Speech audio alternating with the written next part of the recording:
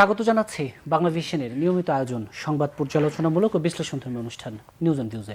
সাথে আছে তাইমুর রশিদ। আমার সাথে আজকে আলোচনার জন্য স্টুডিওতে উপস্থিত আছেন সিপিপির সাধারণ সম্পাদক রুহিন হোসেন প্রিন্স, আছেন বিএনপির যুগ্ম মহাসচিব সৈয়দ ইমরান সালে প্রিন্স। আপনাদের দুজনকেই স্টুডিওতে স্বাগত জানাচ্ছি। দর্শক, স্টুডিও আলোচনা করব, তবে তার আগে দিনের সবশেষ খবরগুলোর দিকে যদি একটু দৃষ্টি দেই। 6.5 বছর পর জনসভায় বেগম খালেদা জিয়া বললেন, অসম্ভবকে সম্ভব করেছে ছাত্র জনতা, শান্তি শৃঙ্খলা বজায় রাখতে তারেক রহমানের আহ্বান, দ্রুত অন্তর্বর্তী সরকার গঠনের দাবি নেতাদের। ডক্টর ইউনূসের 6 মাসের সাজা বাতিল, প্যারিস থেকে দেশের পথে নোবেল জয়ী। দুবাই হয়ে বৃহস্পতিবার দুপুর 2টা 10-এ ঢাকায় পৌঁছাবেন তিনি। অন্তর্বর্তীকালীন সরকারের শপথ হতে পারে বৃহস্পতিবার, জানিয়েছেন সেনাপ্রধান জেনারেল ওয়াকারুজ্জামান। বৃহস্পতিবার সন্ধ্যার মধ্যে পুলিশকে কর্মস্থলে ফেরার নির্দেশ নতুন আইজিপির। দেশের সাংবিধানিক কোনো শূন্যতা নেই, বললেন জনপ্রশাসন সচিব। দীর্ঘদিন লুটপাটে ক্ষতিগ্রস্ত অর্থনীতি, বাধ্য হয়েই শেখ হাসিনার পক্ষ নিয়েছিলেন এমন দাবি ব্যবসায়ীদের। গভর্নরের পদত্যাগ দাবিতে উত্তাল ছিল বাংলাদেশ ব্যাংক। খুলেছে ঢাকা বিশ্ববিদ্যালয়, প্রাণের ক্যাম্পাস পরিচ্ছন্ন করেছেন শিক্ষার্থীরা। স্বাধীন, নিরাপদ এবং সন্ত্রাসমুক্ত শিক্ষাঙ্গন গড়ার প্রত্যয়। পুরো ঢাকা এবং দেশ জুড়ে আমরা শিক্ষার্থীদের নিঃসন্দেহে প্রশংসামূলক নানা কাজ দেখেছি আমরা দিনভর। এগুলোই ছিল দিনের প্রধান প্রধান খবর। স্টুডিও আলোচনা শুরু করতে চাই বিএনপির যুগ্ম মহাসচিব সৈয়দ ইমরান সালে প্রিন্স। বলছিলাম, নোবেলজয়ী অর্থনীতিবিদ, নোবেল জয় থেকে এখন সরকার প্রধান, দেশে ফিরছেন, দায়িত্ব নিচ্ছেন অন্তর্বর্তীকালীন সরকারের। এভাবেই যদি জানতে চাই, এই সরকারের চ্যালেঞ্জগুলো নিয়ে একটু পরে আলোচনা করবো, কিন্তু আমরা জানি যে সেনাপ্রধান আজকে ধারণা দিয়েছেন যে 15 সদস্যের হতে পারে অন্তর্বর্তীকালীন সরকার। বিএনপির সাথে যেই আলোচনা হয়েছিল, সেই আলোচনায় রাষ্ট্রপতির এখানে বঙ্গভবনে, সেখানে এই 15 জনের নামের বিষয়ে বিএনপি কি কোনো সুনির্দিষ্ট নাম প্রস্তাব করেছে? ঠিক কেমন হতে পারে এই 15 জনের অন্তর্বর্তীকালীন সরকার, যদি একটু ধারণা দিতেন। ধন্যবাদ আপনাকে, এবং শুভেচ্ছা জানাচ্ছি আমাদের কমিউনিস্ট পার্টির সাধারণ সম্পাদক রুহিন হোসেন প্রিন্স ভাইকে, এবং দর্শক শ্রোতাদেরকেও শুভেচ্ছা জানাচ্ছি। মুক্ত গণতান্ত্রিক পরিবেশে, সাধারণ জনগণের ভাষায়, স্বাধীন বাংলাদেশে আজকে প্রথম টকশো আমার। ধন্যবাদ আপনাকে এখানে আমাকে আমন্ত্রণ জানানোর জন্য। আপনি যে প্রশ্ন করেছেন যে নতুন যে অন্তর্বর্তীকালীন সরকার হচ্ছে এই গণবিপ্লবের পর, জনগণের আকাঙ্ক্ষা অনুযায়ী যে ডক্টর মোহাম্মদ ইউনূস নোবেল বিজয়ী, আমাদের জাতির গর্ব, তাকে প্রধান করে যে অন্তর্বর্তীকালীন সরকার হচ্ছে, সেখানে 15 সদস্যের যে উপদেষ্টা পরিষদ, সেখানে আপনি বলেছেন আমরা কোনো নাম দিয়েছি কিনা। আমি যতদূর জানি যে এখানে আমাদের কোনো রাজনৈতিক দলের কাছেই কোনো নাম চাওয়া হয়নি। আচ্ছা, তো আমরা এটাও বলেছি যে যাদের নেতৃত্বে এই ছাত্র গণ অভ্যুত্থান হয়েছে, যে ছাত্র বৈষম্য বিরোধী ছাত্র আন্দোলন, যে তাদের যে নেতৃত্ব, তাদের নেতৃত্বের প্রতি আমাদের গভীর আস্থা আছে, বিশ্বাস আছে, এবং সেই আস্থা বিশ্বাস থেকে আমরা বলছি যে নিশ্চয়ই এমন একটি তত্ত্বাবধায়ক বা এই অন্তর্বর্তীকালীন সরকার প্রতিষ্ঠা হবে, যেটা নোবেল বিজয়ী ডক্টর ইউনূসের নেতৃত্বে, সেখানে নিশ্চয়ই জনগণের আশা আকাঙ্ক্ষার প্রতিফলন ঘটবে। জি, আর আরো বিস্তৃত আলোচনা করব, তবে তার একটু মোটা দাগে এই যে নতুন যে অন্তর্বর্তীকালীন সরকার, মানে প্রত্যাশা, যদি বিএনপির প্রত্যাশা বলি, আপনার প্রত্যাশা বলি। বিএনপির প্রত্যাশা বা আমার প্রত্যাশার এখানে বিষয় নয়। আমি তো বলেছি যে আমি যেটা মনে করি যে যেই আন্দোলনটা হলো, এটা শুধুমাত্র নিছক একটা আন্দোলন ছিল না, এটা আপনার নিছক একটা গণ অভ্যুত্থানও ছিল না। আমি এটাকে গণবিপ্লব হিসাবে চিহ্নিত করতে চাই। স্বাধীন বাংলাদেশে এ ধরনের আন্দোলন জাতীয় ঐক্যের মধ্য দিয়ে, আমাদের এই বৈষম্য বিরোধী ছাত্র আন্দোলন যেটা সূচনা করেছে, এবং সমগ্র জাতিকে দল মত নির্বিশেষে, কিছু ওই আওয়ামী লীগের কিছু লোক ছাড়া সকলেই কিন্তু তাদের প্রতি আস্থাশীল হয়ে এই আন্দোলনে সামিল হয়েছিল। তো আমার প্রত্যাশা হচ্ছে এই গণবিপ্লবের পর বাংলাদেশ নামক রাষ্ট্রকে যেভাবে মানে মানে ভঙ্গুর করে দিয়ে যাওয়া হয়েছে, যেভাবে খুবলে খুবলে খেয়ে গিয়েছে, যেভাবে দেশটাকে একদম ধ্বংসের দ্বার প্রান্তে নিয়ে গেছে, সেই রাষ্ট্র মেরামতের কাজটা আমাদের করতে হবে।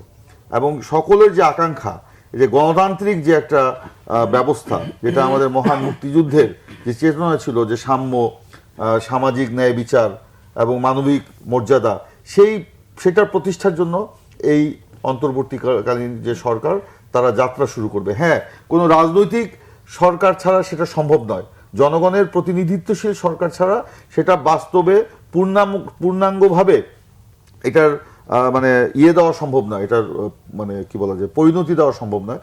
কিন্তু তার আগে যে জিনিসটা করা দরকার, এই যে আওয়ামী লীগ যে সারা বাংলাদেশে যে জঞ্জাল সৃষ্টি করে গেছে, সমাজের প্রতিটি স্তরে যেভাবে আপনার একটা মানে শ্রেণী কি বলে সুবিধাভোগী শ্রেণী তৈরি করে দিয়ে যাওয়া হয়েছে। যদিও এখন অনেকে ভোল পাল্টাচ্ছে, এই যে আজকে দেখলাম ব্যবসায়ীরা একটা বক্তব্য দিয়েছেন যে দুর্নীতির কারণে যে সমগ্র ব্যবসা নাকি ধ্বংস হয়ে গেছে, তারা তখন তো তারা স্তুতি করেছেন। স্তুতি, ওনারাও কিন্তু কম দায়ী নয়, আমি ওদের প্রতি শ্রদ্ধা রেখে বলছি। আজকে এই পরিস্থিতি সৃষ্টি করার জন্য ওনারাও কিন্তু কম দায়ী নয়, ওনারা সুটকেসে টাকা দিয়ে এসছে।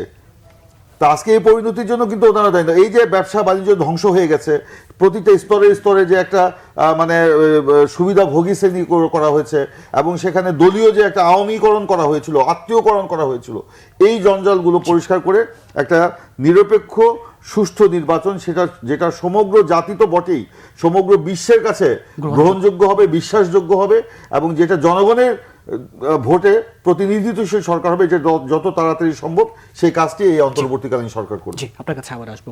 সিপিবির সাধারণ সম্পাদক রুহিন হোসেন প্রিন্স, বলছিলাম যে ডক্টর মোহাম্মদ ইউনূস নোবেলজয়ী অধ্যাপক কাল দায়িত্ব নিয়েছেন, বৃহস্পতিবার দায়িত্ব নিয়েছেন। তিনি নিজেই একটি দেশবাসীর উদ্দেশ্যে দেয়া বিবৃতিতে বলছেন যে কোনো ভুলের কারণে যেন এই বিজয় হাতছাড়া না হয় সেদিকে সতর্ক থাকার আহ্বান। এই জায়গাটিকে কেন্দ্র করে তার এই আহ্বান, এবং এই যে বলছিলাম এই অন্তর্বর্তীকালীন সরকারের চ্যালেঞ্জ, গণতন্ত্র পুনঃপ্রতিষ্ঠা, গণতান্ত্রিক বাংলাদেশ গড়া, আপনি কি বলবেন? ধন্যবাদ আপনাকে। কথার শুরুতেই আমি মানে যাদের জীবন উৎসর্গ করতে হয়েছে এই সংগ্রামে তাদের প্রতি শ্রদ্ধা জানাচ্ছি, একই সাথে লড়াকু ছাত্র জনতাকে আমি স্যালুট জানাচ্ছি। একই সাথে আমাদের মনটা এদিকে একদিকে যেমন উচ্ছল, আর একদিকে মনটাও খারাপ, কারণ এরপরে যে ঘটনাগুলো ঘটেছে এবং এখনও অনেক জায়গায় ঘটছে, যে বাংলাদেশের এক ধরনের বিভিন্ন জায়গায় মানুষের উপরে হামলা, স্থাপনার উপর হামলা, ইতিহাস ঐতিহ্যের উপরে হামলা, তাতে মনটাও খারাপ যে সেরকম একটা পরিস্থিতি আমাদের কাম্য ছিল না। সুতরাং আমি প্রত্যাশা করব যে দ্রুতই আমরা এই যে একটা পুরো যে বিজয়টা পুরোপুরি যেটা অর্জন করতে চাই, তার প্রাথমিক যে বিজয়টা হয়েছে এটা ধরে রাখার জন্য একটা বড় ব্যাপার।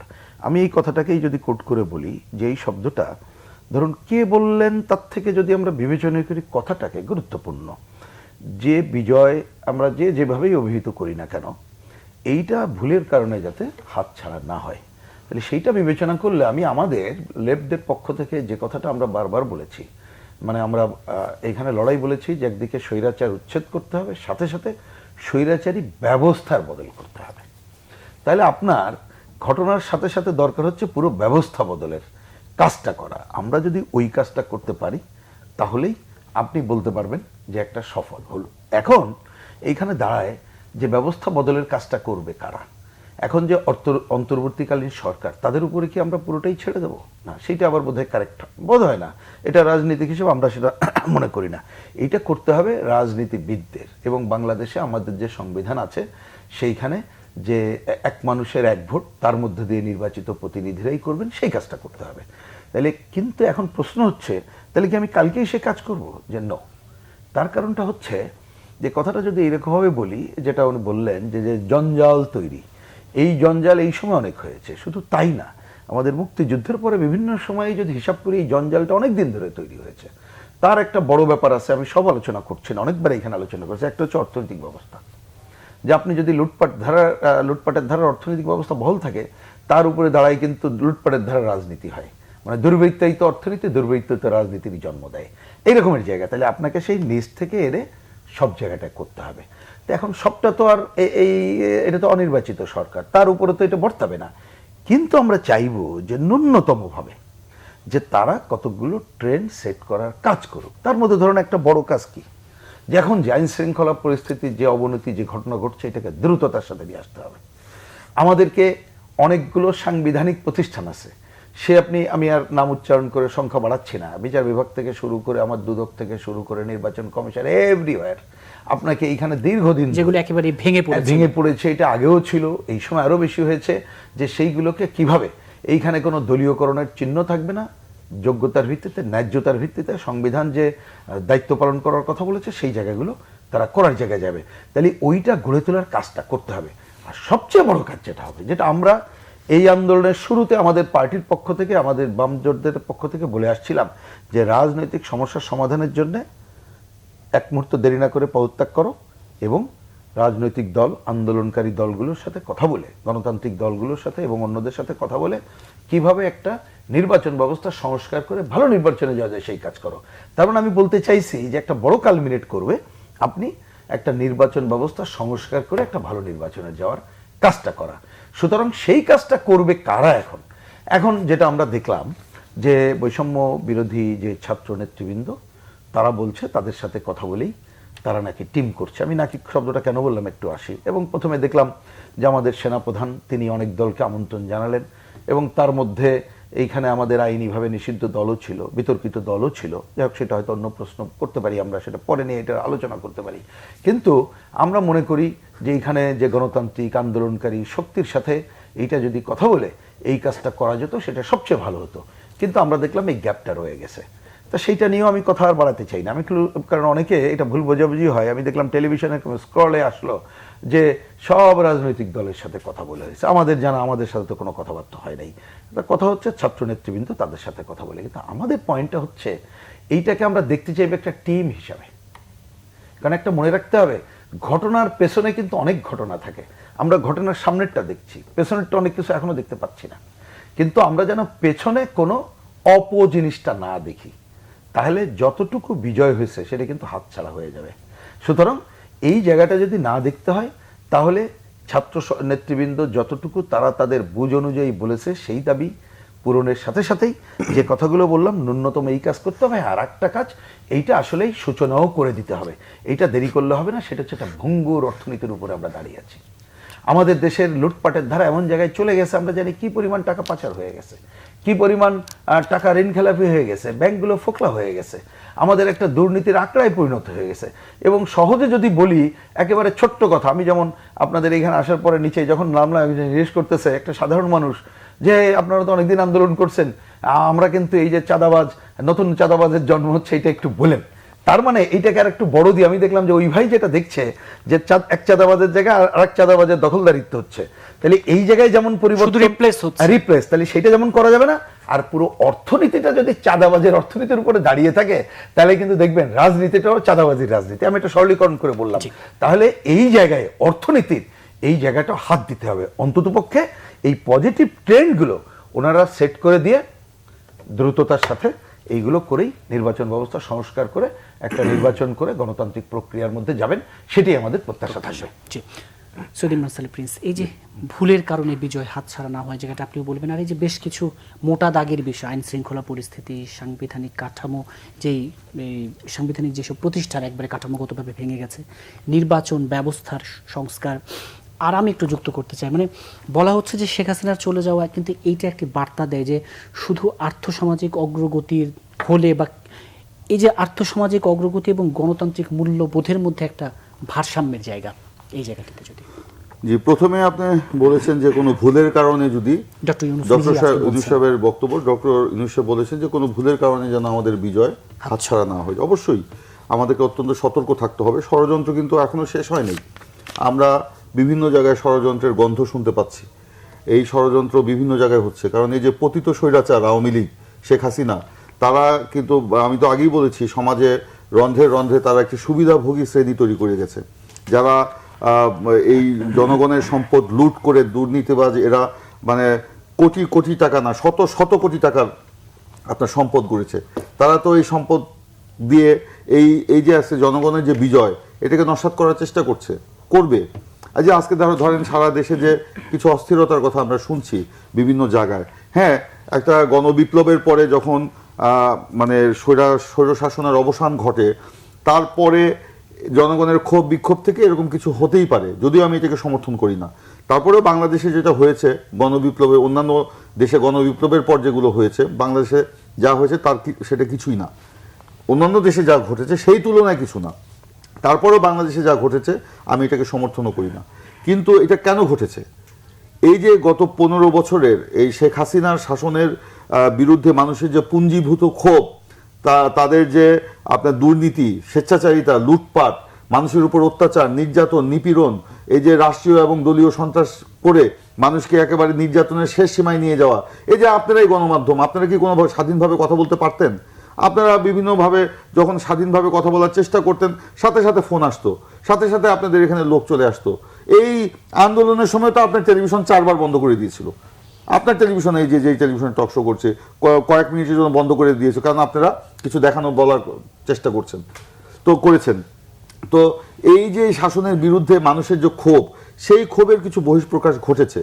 আমরা দেখেছি যে এই গণভবনে আপনার সেখানে মানুষ গিয়ে উল্লাস করেছে, সেখানে কি কি করেছে এটা সবাই নিজের চোখে দেখেছে।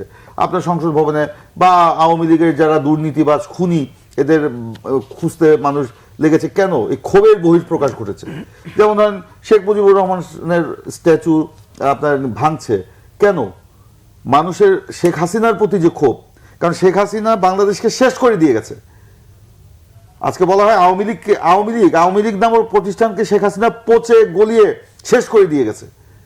আমাদের নেত্রী বেগম খালেদা জিয়া এক সময় একটা কথা বলেছিলেন যে এমন একটা সময় আসছে শেখ হাসিনা এই আওয়ামী লীগকে পচে গলে শেষ করে দিয়ে যাবে। আওয়ামী লীগ তো পচে গলে শেষ হয়ে গেছে, সেই দুর্গন্ধে মানুষ আজকে অতিষ্ঠ হয়ে গেছিল। সেই কারণে মানুষের ক্ষোভটা কিন্তু সেখানে গিয়ে পড়েছে। এখনো ধরেন বাংলাদেশে বিভিন্ন জায়গায় ধরেন এই যে আওয়ামী লীগ কি করেছে, স্থানীয় পর্যায়ে আপনার মানুষের লুটপাট করেছে, দুর্নীতি করেছে, মানুষকে অত্যাচার করেছে, মিথ্যা মামলা দিয়ে হয়রানি করেছে, চাঁদাবাজি করেছে, চাকরি দেওয়ার নামে একটা পুলিশ কনস্টেবলের চাকরি দেওয়ার নামে 20 লাখ 25 লাখ টাকা করে নিয়েছে, একটি স্কুলের দপ্তরি চাকরি দেওয়ার নামে আপনার 20-25 লাখ টাকা করে নিয়েছে। তো ওই টাকা দেওয়ার পরেও যে লোকটা চাকরি পায় নাই এবং টাকাও ফেরত পায় নাই, তার তো ক্ষোভ তো থাকাটাই স্বাভাবিক। সে সেখানে গিয়ে আপনার এইসব কাজ হয়তো করেছে, বিচ্ছিন্ন ব্যক্তিগত রেশারেশির জায়গায় এগুলো গিয়েছে। এটার সাথে বাংলাদেশ জাতীয়তাবাদী দল বিএনপি কোনোভাবেই জড়িত নয়। আমরা প্রতিহিংসার রাজনীতি করি না। যদি প্রতিহিংসার রাজনীতি করতাম আজকে বাংলাদেশে অনেক কিছু হয়ে যেত। আমরা বরঞ্চ ঠেকিয়েছি। আপনারা জানেন যেদিন আপনার এই মানে গণ অভ্যুত্থান হয়, যেদিন আপনার এই হাসিনা দেশ ছেড়ে পালিয়ে যায়, সেদিন আমাদের নেতা বিএনপির ভারপ্রাপ্ত চেয়ারম্যান তারেক রহমান তিনি জাতির উদ্দেশ্যে স্পষ্ট করে বলেছেন যে এই যারা পরাজিত হয় আন্দোলনে তাদেরকে মানে প্রোটেকশন দিয়েও কিন্তু আনন্দ উৎসব করা যায়। এবং আমাদের দলের নেতা কর্মীদেরকে বলেছেন যে তাদের গায়ে কেউ হাত দিবা না তোমরা। আমরা কিন্তু সেই জায়গায় গিয়েছি। এই যে যেটা হ্যাঁ এখন বলেন যে তাদের কারা করলো, এই সব কাজ করছে সাধারণ জনগণ, ওই তাদের ক্ষোভ থেকে, তাদের মানে ব্যক্তিগত যে তাদের জিঘাংসা চরিতার্থ করতে গিয়েছে তাদের থেকে। আজকে আমি তো বললাম যে শেখ হাসিনার দম্ভ, তার যে আপনার কি বলে রাগ, ক্ষোভ, তার যে অহংকার, অহমিকা, তার যে আমিত্ব এবং সর্বোপরি যে তার যে স্বেচ্ছাচারী এবং কর্তৃত্ববাদী মনোভাব, সেই মনোভাবের কারণে সে আজকে বাংলাদেশকে এই পর্যায়ে নিয়ে গেছে। আজকে বাংলাদেশে যা কিছু ঘটছে এটার জন্য একমাত্র দায়ী হচ্ছেন শেখ হাসিনা। এবং আপনি এটাও জানেন বাংলাদেশের যত মানে অনেক সরকার পরিবর্তন হয়েছে, এই যে আন্দোলনের গণ অভ্যুত্থানের মধ্যে দিয়ে এরশাদের, আমরা প্রিন্স ভাই সহ আমরা আন্দোলন করেছিলাম এরশাদের পতনে, এই সেই স্বৈরাচারী এরশাদও কিন্তু দেশ ছেড়ে পালিয়ে যায়নি।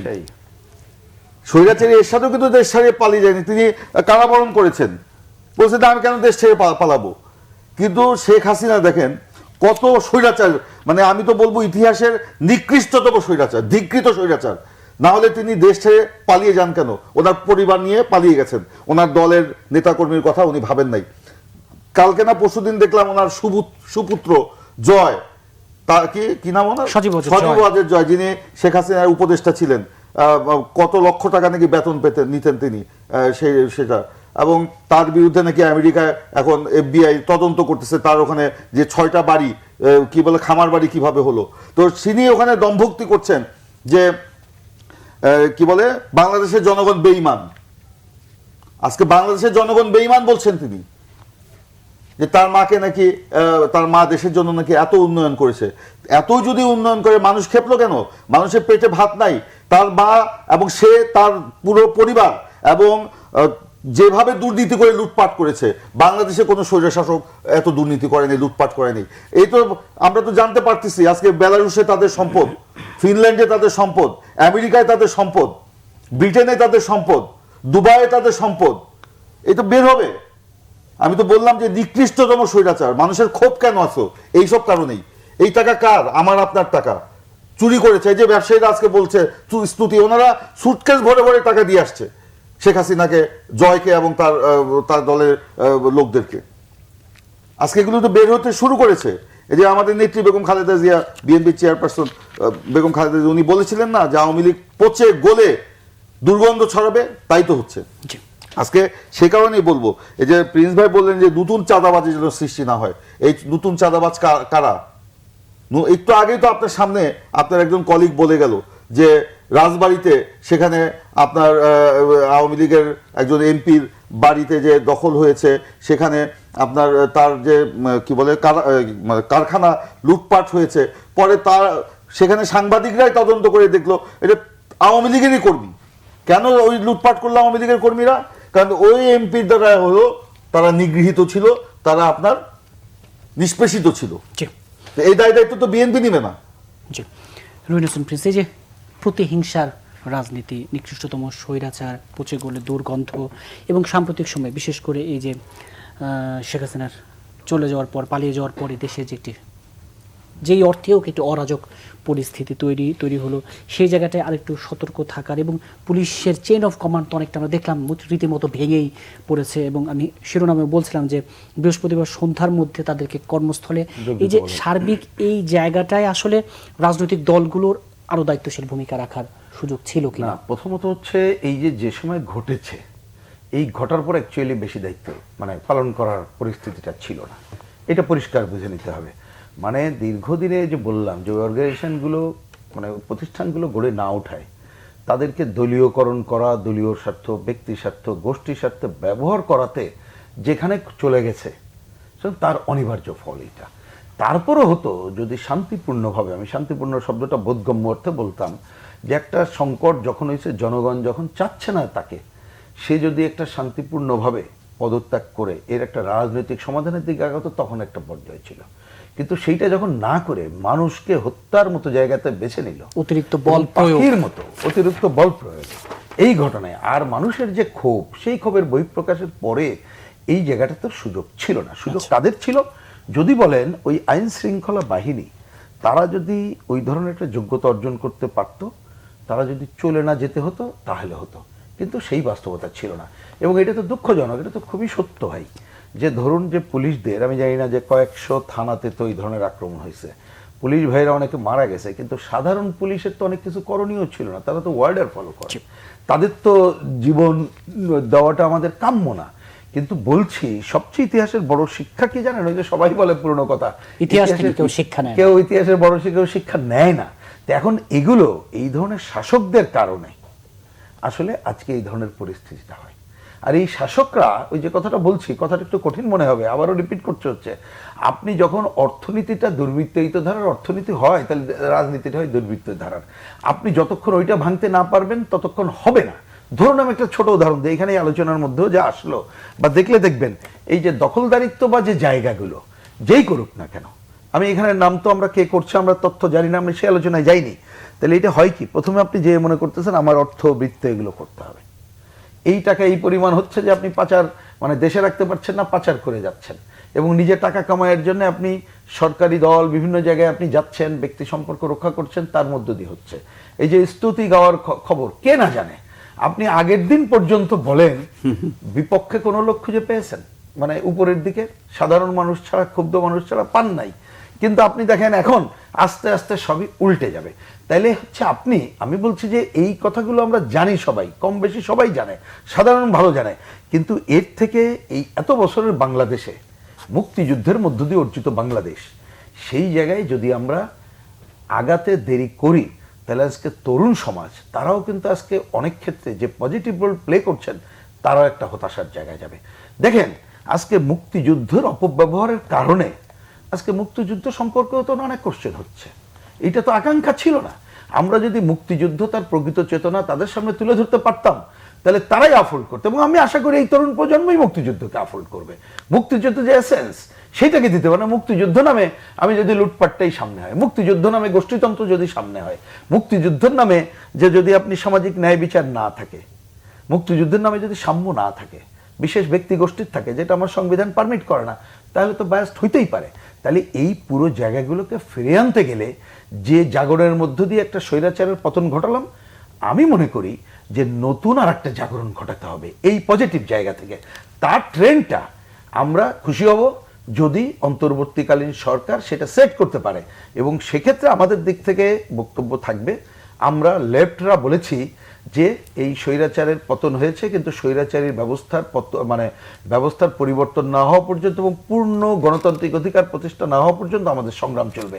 আমি ছাত্র বন্ধুদেরকে বলবো, যারা নেমেছে, এবং আজকেও দেখলাম আমি যে তারা এই সংকটের মুহূর্ত একেবারে বাচ্চা বাচ্চা ছেলেমেয়েরা যেভাবে ট্রাফিক অন্যান্য যে কাজ করলো দেখে মায়া হচ্ছিল, ভালো লাগছিল, গর্বে বুকটাও ভরে যাচ্ছিল। অনেক দিনের চেয়ে কিন্তু খুবই সুন্দর ট্রাফিক ব্যবস্থাপনা ছিল। তাদেরকে ওরা যদি পাহারাদারের ভূমিকা পালন করে তাহলে কিন্তু আরো ভালো কাজ হবে। আমি অন্য কোনো আলোচনা করছি না, কারণ আমরা জানি এখানে 90-এর গণঅভ্যুত্থান হয়েছিল।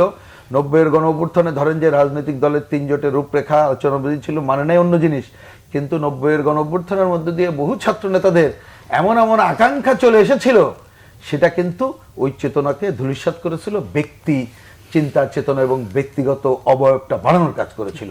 তা আজকের এই তরুণ সমাজ আশা করি তারা আরো বেশি প্রশিক্ষিত, তারা আরো বেশি এই শিখছে। তারা যদি একটা ছায়া ভূমিকা পালন করে, যে যদি কখনো ওই যে তাদের ভাষায় যে এক ফ্যাসিস্টকে বাদ দিয়ে আরেক ফ্যাসিস্ট আনবো না, ইউনিভার্সিটির এক দখলকারকে বাদ দিয়ে আরেক দখলকারকে আনবো না, এবং এখানে প্রশাসনই সব সিট বন্টন করবে, আমরা এক যে গেস্ট রুম কালচার বাদ দিয়ে আরেকজন গেস্ট রুম কালচারটা হবে না। আজকে ধরেন এক জায়গায় এক সাইনবোর্ড বাদ দিয়ে আরেকটা সাইনবোর্ড হবে না। তারা যদি এরকম ছায়া ভূমিকা পালন করতে পারে, এক চাঁদাবাজের বদলে আরেক চাঁদাবাজ আসবে না। তাই বলছি যে একটা সাইনবোর্ড বাদ দিয়ে আরেকটা সাইনবোর্ড হবে না। তাহলে তারা যদি এই ছায়ার ভূমিকা বেশ কিছুদিন পালন করতে পারে, তার মধ্যে যদি একটু ট্রেন সেট হয়, এবং আমরা যদি মানুষের তার অন্ন, বস্ত্র, শিক্ষা, চিকিৎসা, বাসস্থান এই জায়গাগুলোকে একটু নিশ্চয়তার ধারাটা তৈরি করতে পারি, তাহলে কিন্তু বাংলাদেশকে অগ্রগতির ধারায় নিয়ে এই আলোচনা আবার ফিরছে একটি বিরতির পর। দর্শক, নিউজ এন্ড ভিউজ একটি ছোট্ট বিরতি, সাথেই থাকুন, ফিরছে বিরতির পর।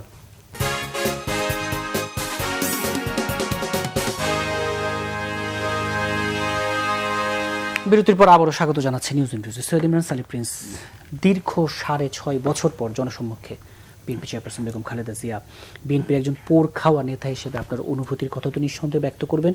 সাথে একটু যুক্ত করতে চাই, এই যে আলোচনাগুলো হচ্ছিল, যে একটা নতুন ব্যবস্থা, একটি সুন্দর ব্যবস্থা, সেখানে বিএনপির তারেক রহমান যখন নিজে বলেন যে বিএনপির নামেও যেন কেউ অপকর্ম বা না করতে পারে, আইন যেন তুলে নিতে না পারে, সজাগ থাকা, এই জায়গাগুলো।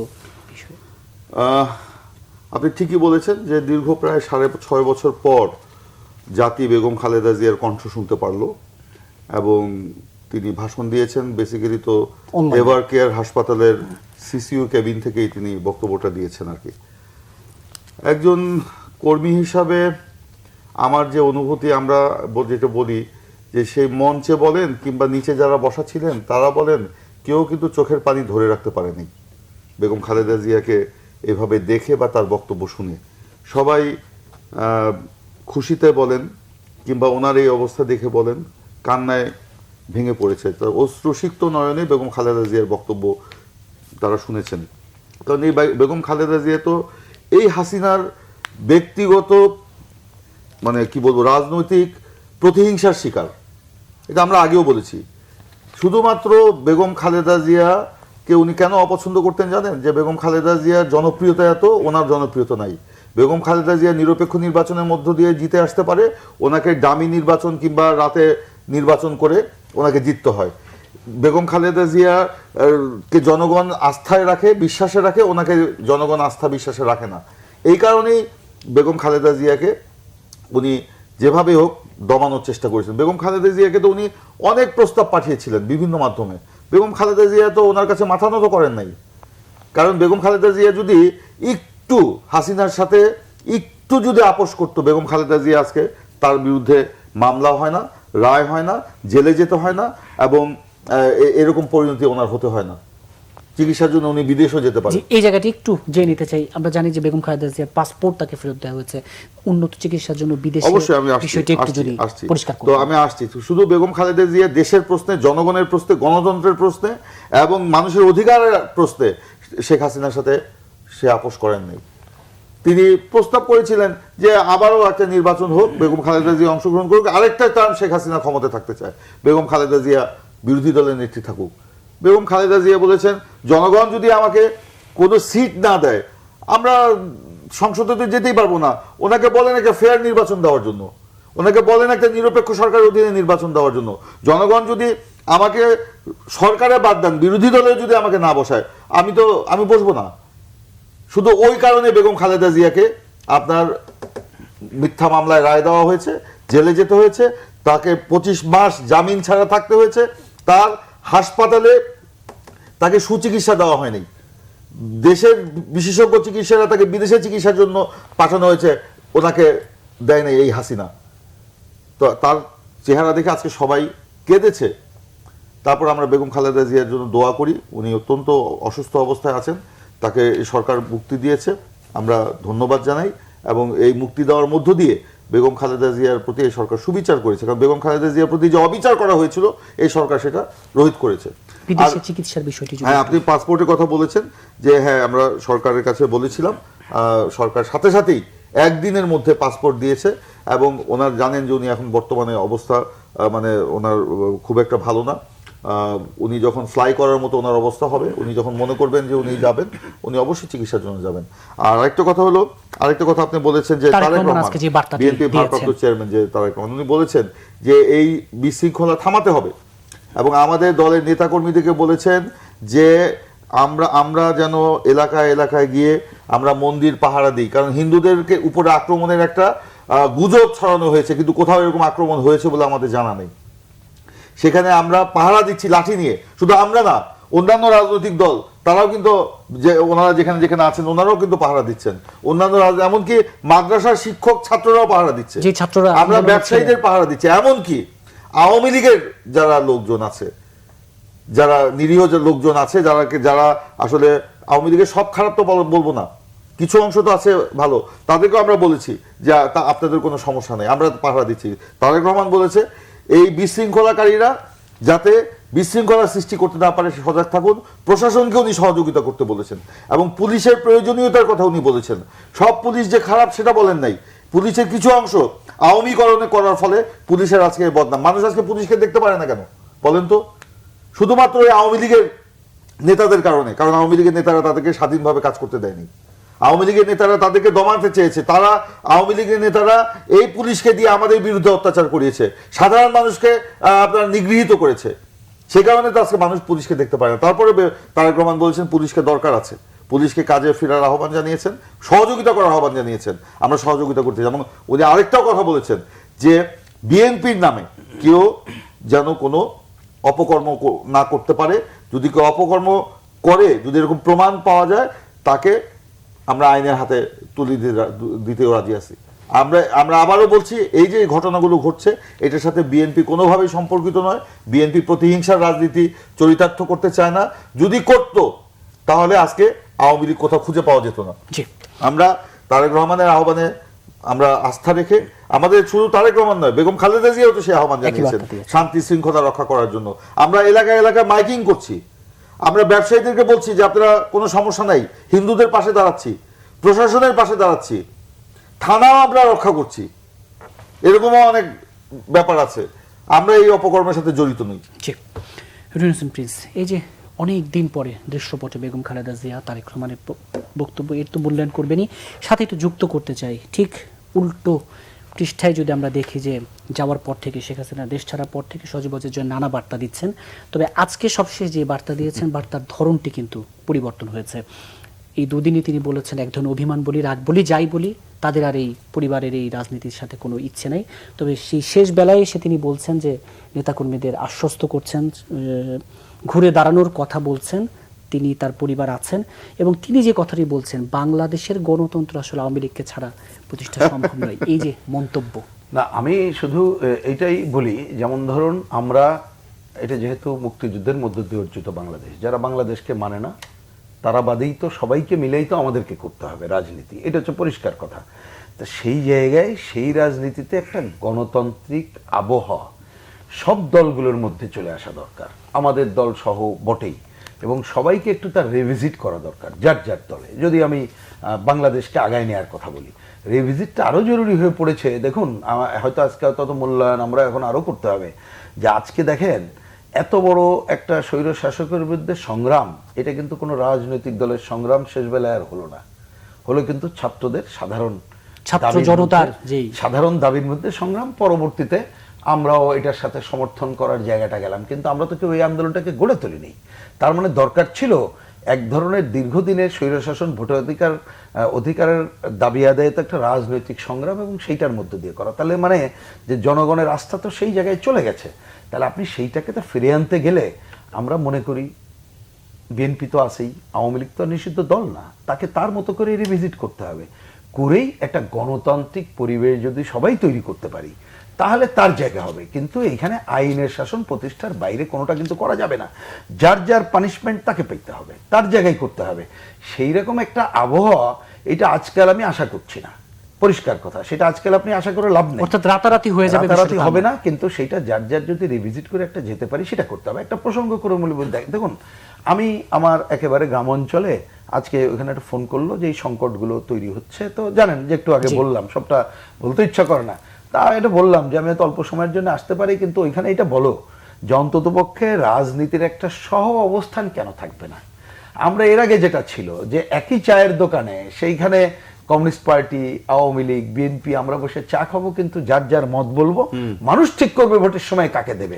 আপনি এইরকম একটা জায়গায় ফিরে আনতে হবে। কিন্তু ওই কথাটা আবার আমি কিন্তু রিপিট করছি, কারণ ওই ভিত্তির কথাটা মানুষকে বুঝতে হবে কঠিন হলেও, আপনি যদি দুর্বৃত্ত অর্থনীতিটা থেকে যায়, যদি মনে করেন এর সাথে যোগাযোগের মধ্যে দিয়ে লাভালাভটাই প্রধান, এইখানে আপনি নিজের যোগ্যতাটা প্রধান না, অমুক ফোন না করলে হবে না, তখন কিন্তু জিনিসটা উল্টে যায়। তাহলে আপনি এই ধারাটাকে কিন্তু ফিরে আনতে হবে।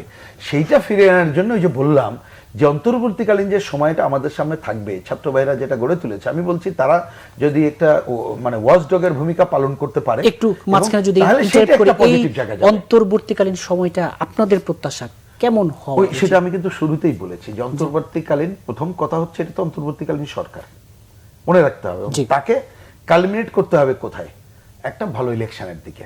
সেই ইলেকশনের ধরেন আমরা যদি বলি যে একটা সংস্কার করে নির্বাচন পুরো ব্যবস্থা সংস্কার করে যেতে হবে।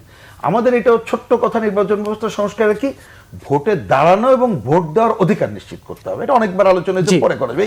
আরেকটা বলেছি কতগুলো জিনিস করতে হবে, এই যে সাংবিধানিক প্রতিষ্ঠান, নির্বাচন কমিশন, দুদক থেকে শুরু করে যা সময়ের ফ্রেমে কেমন সময়, এইটা আমি মনে করি যে যদি তাদের একটা সৎ উদ্দেশ্য থাকে, অন্য কোনো নেগেটিভ উদ্দেশ্য না থাকে, এবং তারা যদি সবার সহায়তা চায় রাজনৈতিক দলগুলোকে, এবং আমরা যদি তাকে সহায়তার হাতটা বাড়াই দিই, ওই জায়গায় হবে সহায়তার কোশ্চেন, তাহলে এইটা কতক্ষণ লাগবে এইটা কিন্তু আমি মনে করি যে হয়তো বেশি দিন লাগার কথা না।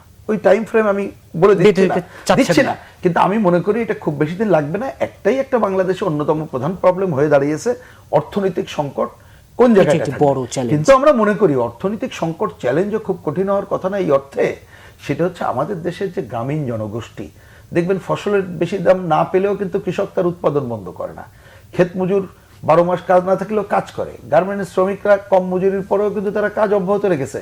আমাদের বিদেশের শ্রমিক ভাইরা বাংলাদেশে এসে মর্যাদা পায় না, তবুও সে কিন্তু টাকা পাঠায়। আর তারপর আমরা কম খেয়ে বেঁচে থাকার একটা জিনিস আবিষ্কার তো নিজেরা করেছি। এইটার যদি দুর্নীতি মুক্তভাবে এটা সদ্ব্যবহার করতে পারি, আমরা যদি এখানে কিছু লুটেরদের হাতে ওই টাকাগুলো চলে না যায়, এবং সব ঘটনাটা আমরা যদি স্বচ্ছতা, জবাবদিহিতা এবং জনগণের অংশগ্রহণের মধ্য দিয়ে করতে পারি, তাহলে ঘুরে দাঁড়ানোর জন্য বেশি সময় লাগবে বলে আমরা মনে করি না। এর জন্য লাগবে আমাদের দেশের দেশপ্রেমিক বিশেষজ্ঞ অর্থনীতির কথা প্রসঙ্গ করে মনে পড়ে গেল বলে জানাই।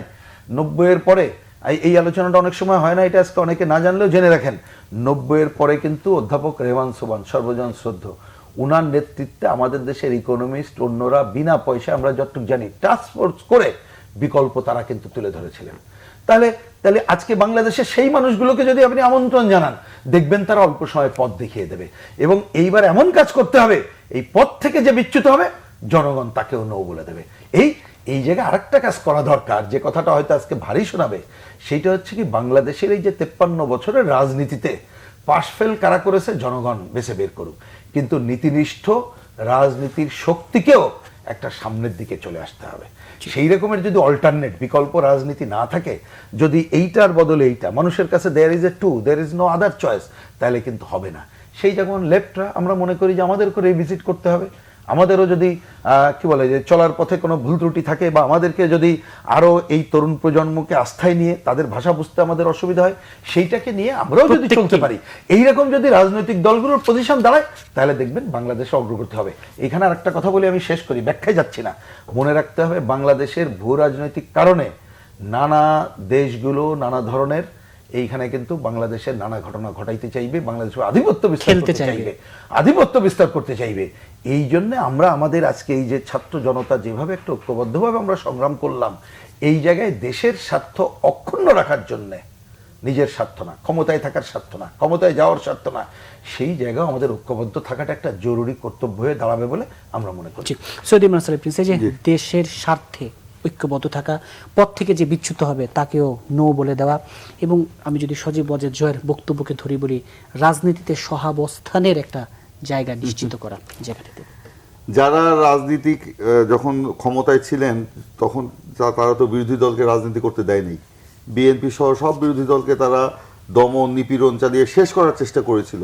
তাদের মুখে যখন সহাবস্থানের কথা শুনি তখন হাসি পায়। আসলে পতিত স্বৈরাচারের এই বক্তব্য শুনতে মানুষ কিন্তু রাজি নয়। তারা তো মনে রাখতে হবে তারা কিন্তু পতিত স্বৈরাচার এবং দেশ ছেড়ে পালিয়ে যাওয়া স্বৈরাচার। তাদের যদি দেশের প্রতি প্রেম থাকতো, জনগণের প্রতি প্রেম থাকতো, তাহলে পালিয়ে গেল কেন? তারা কারাবরণ করতে পারতো। তারা বলতো আমি যদি অন্যায় করি আমাকে জেলে নিয়ে যাও। তো উনি সেই চোরের মতো পালিয়ে গেলেন কেন হেলিকপ্টার করে?